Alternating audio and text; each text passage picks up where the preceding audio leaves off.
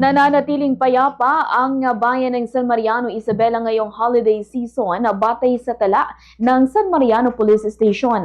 Sa pagkikipag-ugnayan ng Bombo Radyo Kawayan kay Police Lieutenant Joselito Bulan, ang Deputy Chief of Police ng San Mariano Police Station, sinabi niya na walang naitalang kahit anong krimen o insidente sa kanilang nasasakupan sa kabila ng pagdiriwang ng Pasko at pagsalubong ng bagong taon.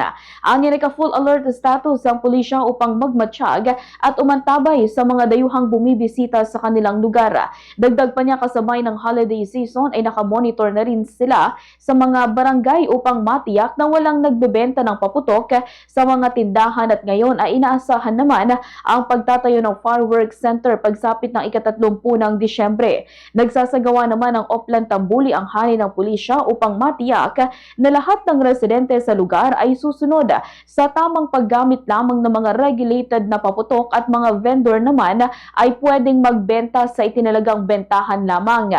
Wala pa naman anyang mga napapaulat sa kanilang ahensya na gumagamit ng mga paputok o boga dahilan upang ipakita na nananatiling payapa ang naturang bayan.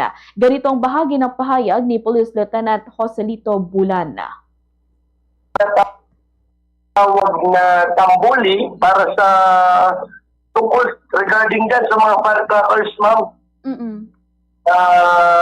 Kung saan sinasabi natin kung ano yung mga bawal na paputok ganun, para nang sa ganun maging safe po ang taong bayan ng San Mariano.